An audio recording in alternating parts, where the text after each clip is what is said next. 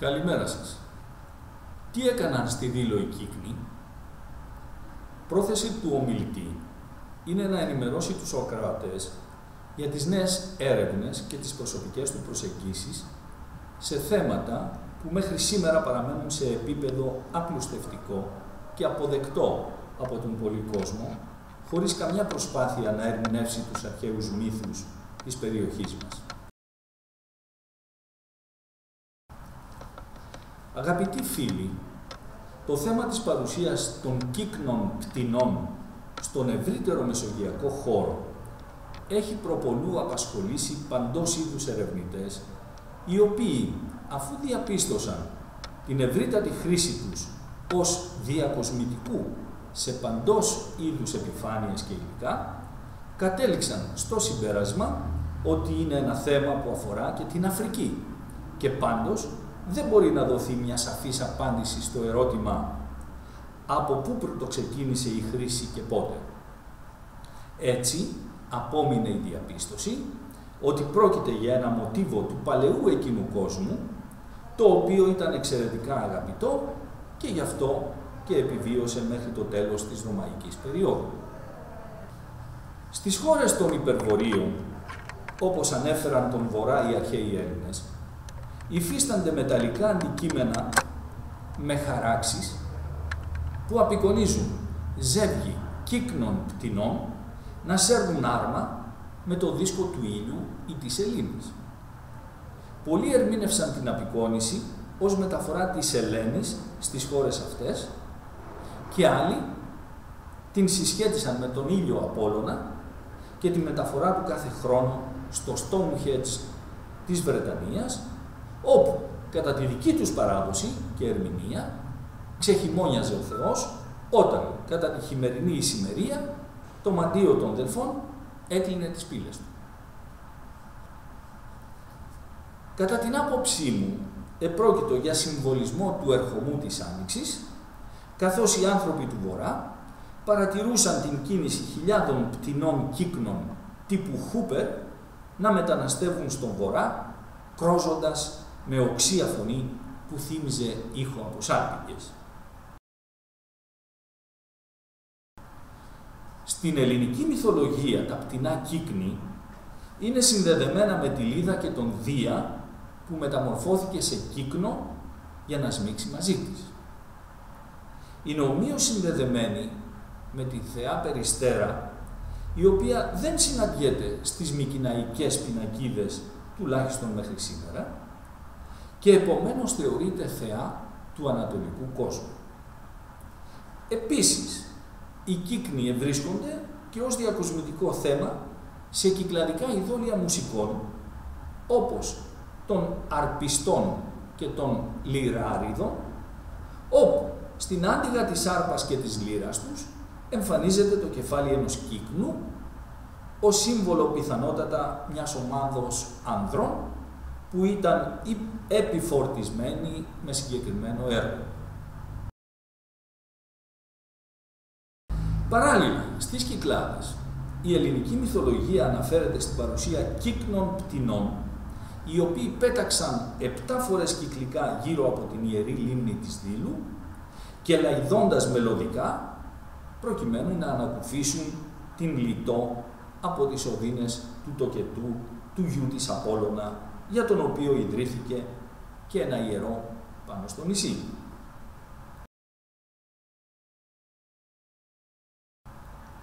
Εικονογραφικά, οι κύκνοι πτηνά εμφανίζονται και σε αγγεία του 5ου και 4ου αιώνα π.Χ. σαν ακροστόλια ή ακρόπρορα πλοίων, όπως την Κύλικα του Εξικία και σε αγγείο που αναπαριστά το πλοίο του Οδυσσέα, όταν αυτός και οι σύντροφοί του, δεμένοι, προσπαθούσαν να ξεφύγουν από τις ειρήνες.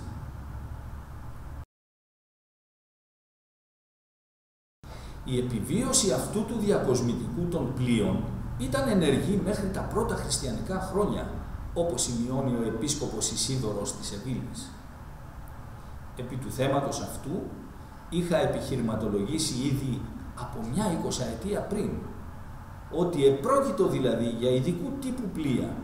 τα οποία κατασκευάζονταν αρχικά μόνο στα νησιά των Κυκλάδων και μόνο σε εκείνα που ανήκαν στην Ιωνική φυλή και ότι εξαιτίας τους πιθανότατα αυτά τα νησιά ονομάστηκαν Κυκνάδες. Οι συνεχείς ερευνές μου, στηριγμένες και σε αρχαιολογικά ευρήματα από τον χώρο του Αιγαίου,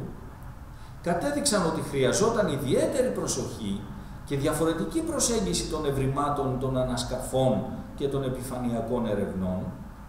τα οποία μπορούσαν να προσφέρουν σημαντικότατες πληροφορίες για την κατανόηση των τελετουργιών και των θρησκευτικών πεποιθήσεων ενός κόσμου που ζούσε και δραστηριοποιείται σε αυτόν τον χώρο, προερχόμενος από ποικίλες περιοχές, συνεισφέροντας στον κοινό νησιωτικό πολιτισμό με τις δικές του ιδιαιτερότητες. Ειδικά στις Κυκλάδες, η όσμωση όλων αυτών των παραμέτρων δημιούργησε αυτό που αποκαλούμε σήμερα συμβατικά κυκλαδικό πολιτισμό, τις πτυχές του οποίου και τον βαθμό συμβολής του στον ευρύτερο χώρο έχουν ήδη καταγράψει πλήθος εξαίρετων συναδέλφων αρχαιολόγων και κάθε άλλης ειδικότητας επιστήμονες, προσπαθώντας να τεκμηριώσουν και χρονικά την εμφάνισή του. Δεν θα επιμείνω σε θέματα για τα οποία μπορεί κανείς να βρει σημαντικό αριθμό μελετών οι οποίες σχετίζονται με τις Κυκλάδες. Θα μείνω όμως σε κάποιες πτυχές που τις αφορούν, οι οποίες χρειάζονται διαφορετική προσέγγιση και ερμηνεία, κάτι που χρόνια τώρα με άρθρα μου και βιβλία προσπαθώ να προβάλλω, χάρη στην έρευνα της νήσου Τίνου, η οποία ανασκαφικά βρίσκεται ακόμα στα Σπάργανα. Αλλά ας πάρουμε τα θέματα από την αρχή, με βάση τα αρχαιολογικά μέχρι στιγμής δεδομένα από το συγκρότημα των Κυκλάδων. Ποιους θεούς λάτρευαν οι κατοικοί τους στην Κέρο, στην Δήλο, η οποία αποτελούσε από τη Μικηναϊκή εποχή ένα σημαντικό ιερό προσκύνημα, ή σε άλλα νησιά? Ήδη βραχογραφίες από τον Στρόφυλλα της Άνδρου, που χρονολογούνται πολύ παλαιότερα από τα τηγανόσχημα της Χαλανδριανής Σύρου, ερμηνεύτηκαν ως τάματα αφιερώματα στη θεά της θάλασσας, προστάτρια των ειδών που αυτή περιλαμβάνει και ταυτόχρονα προστάτρια των ναυτικών και των πλοίων τους. Επρόκειτο για μια θεά, σαν την μεταγενέστερα αποκαλούμενη Βρυτόμαρτη ή και Ατάργατη, που μεταμορφώθηκε στα νερά της Ασκαλών σε γοργόνα, η ανάμνηση της οποίας υφίσταται ακόμα μέχρι σήμερα στους απλούς γέρους Έλληνες ναυτικούς και πολίτες, που την ταύτισαν με τη χριστιανική Παναγιά, όπως δείχνει και εικόνισμα από τη Σικαμιά της Λέσβου.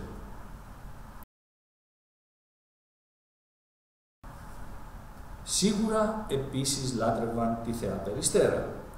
μια πότνια των πτηνών, όπως δείχνουν ευρήματα περιστερών από μάρμαρο και ημιπολίτιμο λίθο, προερχόμενα από την Πάρο, Νάξο και αλλού. Είναι ασφαλώς γνωστός ο δίσκος με την καταπαράταξη περιστεριών μέσα σε αυτόν, ως αφιέρωμα σε κάποιο τοπικό ιερό, όπως είναι γνωστά και τα δίδυμα μαρμάρινα περιστέρια του Μουσείου της Καρλσρούης, τα οποία προέρχονται από τις Κυκλάδες. Όμως αυτό που κυρίως τεκμηριώνει τη λατρεία αυτής της θεάς είναι η ανάγλυφη απεικόνισή της στον υπερμεγέθη αμφορέα του Μουσείου της Τίνου, όπου εμφανίζεται καθισμένη σε θρόνο, η πλάτη του οποίου είναι διακοσμημένη με το κεφάλι ενός κύκνου. Έχω ήδη επιχειρηματολογήσει και τεκμηριώσει με 2 βιβλία ότι πρόκειται για θεά των μεταλλορύχων μεταλλουργών και ειδικά των Θρακών, Φρυγών, Λιδών, Ετρούσκων, οι οποίοι την λάτρευαν ως Τουράν. Από το κεφάλι της ξεπετάγεται ο Δίας με τους κεραυνούς που του προμήθευαν, σύμφωνα με την ελληνική μυθολογία, οι αγριόφωνοι σύντιες της Λίμνου μέσω του προστάτη τους Ύφεστου. Με τα δεδομένα αυτά, θα μπορούσαμε να υποστηρίξουμε την παρουσία αρχικά της Αρτέμιδας Ιστάρ ως κύριας θεότητας στον χώρο των Κυκλάδων, μαζί με τον Πάρισο θεό της, αυτόν που καθιερώθηκε στον ελληνικό χώρο ως Απόλλων. Οι ανασκαφές στη Δήλο δεν αφήνουν καμιά αμφιβολία ότι το ιερό της Μικηναϊκής περίοδου ήταν αφιερωμένο σε γυναικεία θεότητα και είχε προηγηθεί χρονολογικά του ιερού προς τιμήν του Απόλλωνα. Το ίδιο τονίζει και ο ελληνικός μύθος όταν λέει πως προηγήθηκε στη γέννα η Άρτεμις και ακολούθησε ο Απόλλων, ενώ κατά τον τοκετό παρίστατο και η Διόνη και ο Διόνυσος. Ήταν η εποχή που τρεις υπερβόρειες παρθένες, αφού κατέρχονταν δια του Δούναβη στον Εύξηνο Πόντο, από εκεί, διαμέσου της νήσου Λίμνου και της Καρίστου από την Εύβοια, έφθαναν, όπως και εσείς, στη Τίνο και στη συνέχεια αποβιβάζονταν στην Δήλο, προσκομίζοντας δώρα στο περίφημο ιερό. Ήταν μια πορεία που σηματοδοτούσε ένα δρομολόγιο στενών δεσμών από τότε που οι Μικηναίοι εμπορεύονταν ήλεκτρο και άλλα προϊόντα από τις χώρες της Βαλτικής. Αλλά δεν ήταν, όπως φαίνεται, μόνο το προσκύνημα στη Δήλο. Πιθανότατα επρόκειτο για μια εμποροπανήγυρη, κατά την οποία οι δειλιαστές εξυπηρετούσαν όλον αυτό το πολύγλωσσο κόσμο, ενώ ειδικές τελετές λάμβαναν χώραν από το 12ο αιώνα π.Χ., τότε που ναυτικοί από τη Λυκία, εμποροπειρατές μετά την καταστροφή των ναυτικών ομάδων στις οποίες ίσως συμμετείχαν, είναι οι γνωστοί λαοί της θάλασσας, επέλεξαν τη Δήλο ως ιστερνό καταφύγιο και αποκούμπι της Λίας και των κερδών τους. Μια παραλλαγή του μύθου της εμφάνισης της Δήλου στο χώρο μας αναφέρει ότι επρόκειτο για ένα κομμάτι της Σικελίας που περιπλανιόταν στη θάλασσα, ώσπου βρέθηκε εδώ. Μύθος που μπορεί να ερμηνευτεί ως τμήμα των λαών της θάλασσας και οι αναφερόμενοι από τους Αιγύπτιους ως Σουκουλού, δηλαδή Σικελή, ιδρύοντας ένα ανδρικό ιερό αυτή τη φορά προς τιμήν του δικού τους θεού, του Απόλλωνα Κερεάτη. Οι περιοδικές τελετουργίες μετά την κατάρρευση του σπηλαίου στην Κέρο φαίνεται πως συνεχίστηκαν πια εδώ, στη Δήλο, και ανάμνηση της αρχικής προέλευσης από την Κέρο ή Κερία ήταν τόσο τα περιφερειακά ιερά όπως αυτό στο δεσποτικό της Πάρου και Κύθνου, όσο και η προσφώνηση του Απόλλωνα στη Δήλο με το πατριδονύμιο Κερεάτης, που παρετιμολογικά, κατά τη γνώμη μου, συνδέθηκε με τα κέρατα. Αργότερα οι λατρευτές, έχοντας λησμονήσει την αρχική σημασία, έστησαν και ένα βωμό φτιαγμένο από συσσόρευση κεράτων, κυρίως εγών, κατσικιών. Οι ιεροπραξίες, οι προσφορές φαγητού στους πανηγυριστές, οι χοροί, οι ποιητικοί και οι μουσικοί διαγωνισμοί πιθανότατα αποτελούσαν καθιερωμένες δραστηριότητες των υπηρετών των δύο πια ιερών, του γυναικείου και του ανδρικού, που τα μέλη τους έφερναν τις ονομασίες Κύκνεε και Κύκνη. Επειδή συνειρμικά το χρώμα των κύκνων παραπέμπει μέχρι και σήμερα στη λευκότητα, υποθέτω ότι θα πρέπει να ήταν ντυμένοι με λευκά ενδύματα, ώστε ως ιερατεία να ξεχωρίζουν από τον απλό κόσμο, ο οποίος προσκόμιζε ανάλογα με τις δυνατότητές του ό,τι καλύτερο και πολυτιμότερο θεωρούσε. Ο πλούτος αυτός και κυρίως οι ποσότητες ειδών διατροφής, όπως συμβαίνει μέχρι σήμερα με το πανελλήνιο προσκύνημα της Παναγίας στην Τίνο, λάδι, ίνος, ξύδι, σιτάρι, κρυθάρι, ελιές, αρωματικά βότανα και έλαια, περιστέρια και τα ρηχευμένα ψάρια κλπ. Αποτέλεσαν κατά τη γνώμη μου το επαρκές και πλεονασματικό αποθεματικό, ώστε όταν οι Αχαιοί που εκστράτευαν κατά της Τρίας έφτασαν στη Δήλο, οι Κυκλαδίτες και κυρίως οι Δήλιοι, αντί να τους ακολουθήσουν σε μια εκστρατεία που τους ήταν αδιάφοροι, τους προμήθευαν τρόφιμα. Αρκετά για μια δεκαετία, όπως δήλωσε ο αρχιερέας και βασιλιάς του νησιού Άνιος, γιος του Απόλλωνα, κατά την Ιλιάδα και την ελληνική μυθολογία.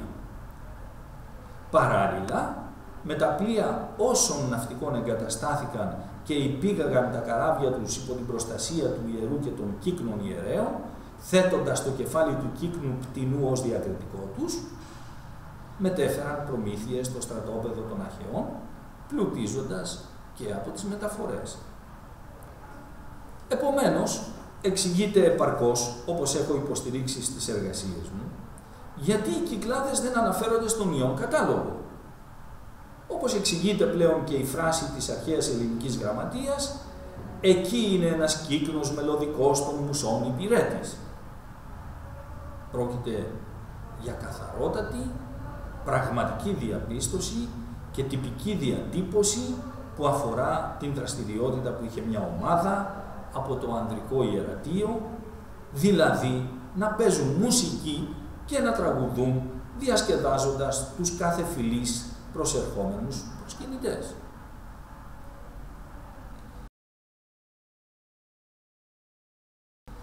Για τον ίδιο λόγο είναι συμβολική κάποιου γεγονότος και η φράση «7 φορές οι κύκνοι με το πέταγμά τους έκαναν κύκλο γύρω από την ιερή λίμνη του νησιού μέλποντας μελωδικά», ώστε να απαλύνουν τους πόνους της λιτούς κατά τη γέννα του Απόλλωνα. Επρόκειτο, κατά τη γνώμη μου, για τελετουργική πράξη των ιερέων κύκνων που ψάλλοντας ύμνο προς τον Απόλλωνα και την Άρτεμη, περιφέρονταν γύρω από τον βωμό του Θεού 7 φορές, παραχωρώντας στη συνέχεια την τελετουργική αυτή πράξη στους καραβοκύριδες και στους ναυτικούς, οι οποίοι παρακαλούσαν πια το Θεό να καλμάρει τους ισχυρούς ανέμους στα ταξίδια τους μέχρι να επιστρέψουν στον τόπο τους σόοι και αυλαβείς. Μια λεπτομέρεια ωστόσο είναι εξαιρετικά κρίσιμη. Τι συμβολίζουν τα λευκά κυκλαδικά ειδόλια των αρπιστών και των λιράριδων με το διακοσμητικό κεφάλι του πτηνού κύκνος πάνω στα μουσικά τους όργανα?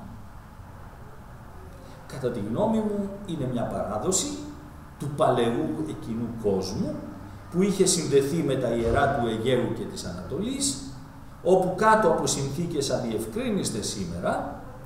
τις οποίες ωστόσο μπορούμε με βάση τις γνώσεις μας να αναπλάσουμε,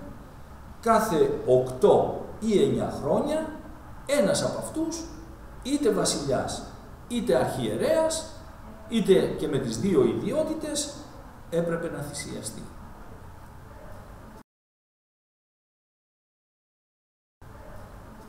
Επρόκειτο για μια σημαντικότατη στιγμή της ζωής τους, κατά την οποία τους παρεχωρείτο το δικαίωμα να τραγουδήσουν ίσως για τελευταία φορά. Έτσι προέκυψε η μέχρι σήμερα σωζόμενη έκφραση «τραγούδισε το κύκνιο άσμα του». Φυσικά και δεν επρόκειτο για πτηνά κύκνους, για τα οποία και ο μεγάλος φιλόσοφος Σωκράτης έψεγε όσους διαλαλούσαν ότι τα πουλιά χαίρονται ή λυπούνται και αναλόγως τραγουδούν. Επρόκειτο για άνδρες, υπηρέτες του μεγάλου αυτού ιερού της Δήλου, που συντηρούσαν μια παράδοση ανθρωποθυσίας, η οποία προερχόταν από τα βάθη των προηγούμενων αιώνων και των κοινωνιών, την οποία προσπάθησε και ο Μίνωας να σταματήσει, μολονότι τελευταίο θύμα αυτής της απάνθρωπης συνήθειας σημειώθηκε στο χώρο της Εύβοιας στα τέλη του 19ου αιώνα μετά Χριστόν. Από τα αρχαϊκά είδη και κυρίως από τα κλασικά χρόνια και μετά, με τους Αθηναίους να πρωτοστατούν στο χώρο των Κυκλάδων και της Δήλου, χάριν της κυριαρχίας της Ιωνικής φυλής, με την προπαγάνδα και την καταβολή χρημάτων σε μεγάλους ποιητές της εποχής όπως ο Παχυλίδης και ο Πίνδαρος, η θρησκευτική έννοια του κέντρου που είχε καθιερωθεί με την κυκλική περιφορά γύρω από τον βωμό του Θεού, μεταμορφώθηκε σε γεωγραφικό όρο, με τον οποίο η ευρισκόμενη στην περιφέρεια του νησιωτικού συγκροτήματος Δήλος αποτέλεσε την εστίην, δηλαδή το κέντρο των νησιών, λόγω της σπουδαιότητας των εκεί δρομένων. Κατά αυτόν τον τρόπο, η παμπάλαιη γεωγραφική ονομασία του συγκροτήματος Κυκνάδες, ως έδρα του Τένι κυρίαρχου της Τίνου και των αδελφών ή συγγενών του Τσικνάδων της Νάξου, παιδιά του Κούκονο, Κύκνου, Κικνιά, Τσικνιά, του πρώτου κυρίαρχου αυτών των νησιών, ο οποίος ίδρυσε κατά τη γνώμη μου το πανκικναδικό ιερό της επικράτειάς του στη Δήλο, με υπηρέτριες τις Κικναίες και αργότερα τους άνδρες Κύκνους, έχασε την ονομασία του και έκτοτε έμεινε μέχρι σήμερα γνωστό με τον όρο Κυκλάδες, συσκοτίζοντας τα προγενέστερα τελετουργικά και ιστορικά δεδομένα. Σας ευχαριστώ πολύ για την υπομονή σας. Η παρούσα ανακοίνωση αποτελεί μια απλουστευμένη μορφή επιστημονικού άρθρου που θα συμπεριληφθεί στα πρακτικά Στρογγυλής Τράπεζας Ειδικών με θέμα τις νέες προοπτικές που ανοίγονται από τα ευρήματα και από τις ανασκαφές στις Κυκλάδες μέχρι σήμερα και η οποία θα λάβει χώρα στο Archaeological Institute of America στο Los Angeles των Ηνωμένων Πολιτειών της Αμερικής, Ιανουάριο του 2016, με τη συνεργασία του Πανεπιστημίου της Ζηρίχης, στο οποίο υπεύθυνη είναι η κυρία Έρικα Άγκλιγκερ, και του Πανεπιστημίου του Los Angeles, με συμμετοχή και υπευθυνότητα του κυρίου Τζον Τούλι. Ευχαριστώ και πάλι.